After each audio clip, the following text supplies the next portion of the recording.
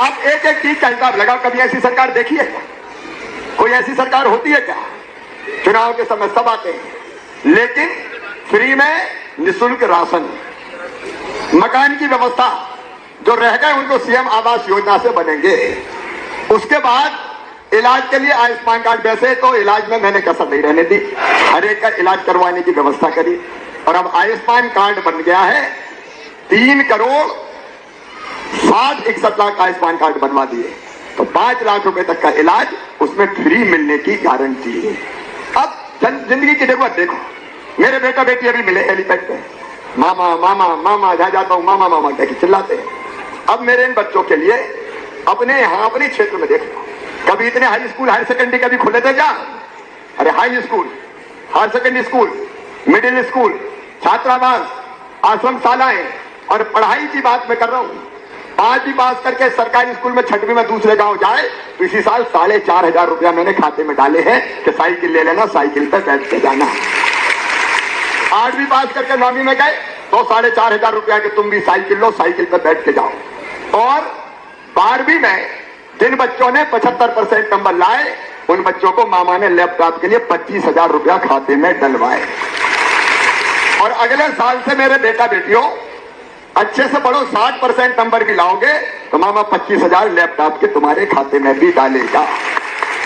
फिर एक चीज मैंने और तय करी कि जो बच्चे अपने हायर सेकेंडरी स्कूल में 12वीं में अगर पहले नंबर पे आते हैं अपने गांव के स्कूल में, तो एक बेटा और एक बेटी दोनों को स्कूटी दिलाई जाएगी। स्कूटी अभी एक तो बेटा बेटी मिले कि मामा थोड़े से पीछे रह गए, तो अब यह तय किया है कि 2 नहीं, हम अब 2 बेटों को और 2 बेटियों को हर साल स्कूटी देंगे जो पहले दूसरे नंबर पे आएंगे। और एक बात और मेरे बेटा बेटियों, चिंता मत करना, पढ़ाई करना, तुम्हारी मेहनत से तुम्हारा एडमिशन अगर मेडिकल इंजीनियरिंग कॉलेज कहीं भी होगा, और प्राइवेट में भी हुआ भैया, प्राइवेट में भी हुआ, तो प्राइवेट मेडिकल कॉलेज की फीस किसानों के भी बच्चे तक होती है 10 लाख रुपया साल, 12 लाख रुपया साल। कैसे चुकाएगा किसान? कैसे देगा गरीब? तो क्या गरीब के बेटा बेटी को डॉक्टर नहीं बनना चाहिए, इंजीनियर नहीं बनना चाहिए? किसान के बेटा बेटियों को डॉक्टर इंजीनियर नहीं बनना चाहिए? और इसलिए मेरे बेटा बेटियों, तुम्हारी फीस चाहे 12-15 लाख रुपया साल भी हो, 5 साल की पढ़ाई होती है, 12 पंजे 60 लाख, तो वो 60 के 60 लाख मम्मी पापा नहीं, कौन भरवाएगा? हम भरवाएगा। ये परिवार की सरकार है। जैसे परिवार के सुख और दुख का ध्यान हम करते हैं अपने बेटा बेटियों के, वैसे मैं भांजे भांजियों का कर रहा हूं, उनका ध्यान रख रहा हूं, भाई बहनों का रख रहा हूं। अब योजना चाहूं तो मैं दिन और रात गिना सकता हूं, सैकड़ों। सिंचाई की व्यवस्था हो, कोई गांव नहीं छोड़ूंगा, धीरे धीरे हर गांव के खेतों में पानी, कहीं नर्मदा जी का, कहीं पाइपलाइन बिछा बिछा के लाना है, ताकि पाइपलाइन बिछा खेत में हम पाइप दे दें तो अपने खेत में किसान पानी ले जाए। और मेरी बहनों, घर में सोचा था कभी, ये पहाड़ पट्टी में मैं जाता था, पहाड़ पट्टी में तो हैंडपंप की बात करते थे, एक हैंडपंप लगवा दो, एक हैंडपंप लगवा दो। अरे मेरी बहनों, ये पहली बार भारतीय जनता पार्टी कर रही है कि पाइपलाइन गांव में बिछा के और टोटी वाला नल लगा के घर में, घर के दरवाजे पे पीने का पानी दे। आगे भी सुनो, कोई कसर नहीं बचेगी, अपना क्षेत्र दुनिया में अव्वल होगा, नंबर 1, दुनिया में नंबर 1, एक के बाद एक चीजें करते चले जाए। आज भी जब मैं आया तो कई काम मुझे सुझाए, कई काम मुझे दिए अलग अलग पंचायतों ने। अब खेत सड़क के लिए तो मैं अब ये कर रहा हूं कि 2-2 सड़क हर पंचायत में सुदूर सड़क के नाम से बना दी जाएगी, तो पंचायत और सरपंच खुद बनाए ताकि छोटी मोटी खेतों की सड़कें बन जाए। लेकिन बाकी जितनी और बनी है वो भी बनेगी, बचे सारे काम भी होंगे। और एक बात और आती थी बिजली के बिल की, बड़े बड़े आ गए भैया, बड़े बड़े आ गए भैया, हालांकि कई ऐसे जिनने कई सालों से दिए ही नहीं, तो सरचार्ज लग के बड़े बड़े आ गए। लेकिन अब हमने ये तय किया है कि बिजली के जितने बड़े बिल हैं घरों के, वो सारे बड़े बिल जो गरीब परिवार हैं उन बिलों को मैं भरवाऊंगा। आपका बिल एक बार 0 आएगा, बाद में 100 रुपया महीना देते रहना। तो जो हो सकता है अपने परिवार के लिए वो करने की मैंने भरसक कोशिश की है। जरा दिल पे हाथ रख के, आज बहुत 15 साल बाद निमोटा आया हूं, दिल पे हाथ रख के बताना मैंने अच्छा काम किया कि नहीं किया, और आगे भी कसर नहीं छोड़ूंगा।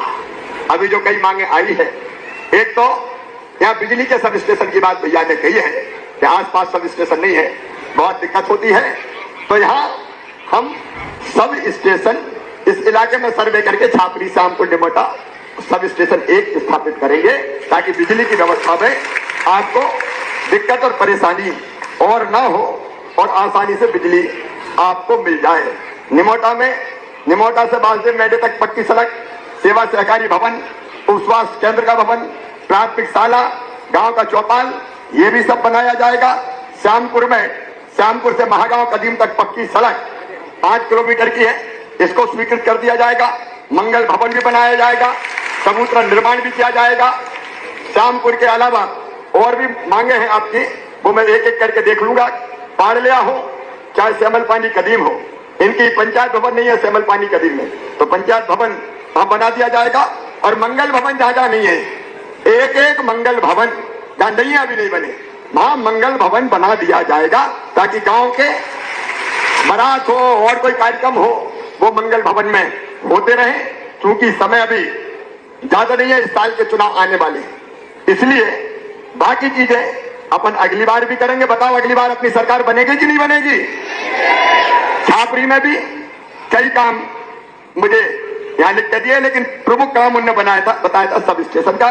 तो पाड़लिया का हो या फिर हमारे नगरिया के भी काम आए हैं मेरे पास, सीसी रोड वगैरह के, वो भी हम करवाएंगे। मैं चर्चा कर लूंगा और इनमें से जो काम हो सकते हैं अधिकांश करवा के दे दिए जाएंगे।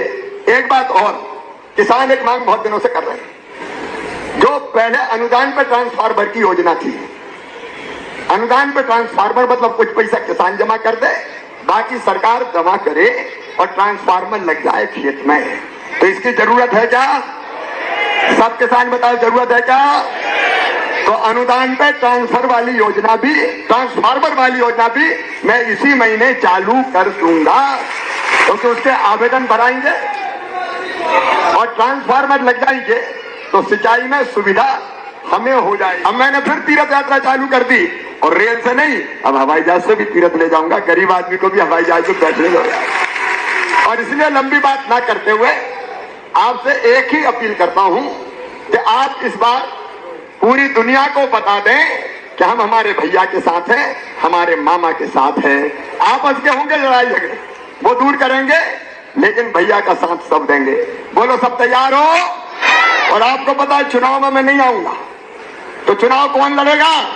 आप लड़ो मेरे भाई, मेरी लाडली बहनाएं, तो मैं घर घर जाऊं।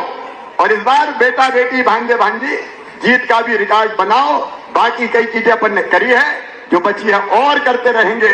मुझे समय इसलिए कम मिलता है कि पूरे प्रदेश में जाना पड़ता है, और आप देखते होंगे सवेरे से लेके 5 बजे सुबह से लेकर रात के 1-1, 2-2 बजे तक काम करता हूं मैं।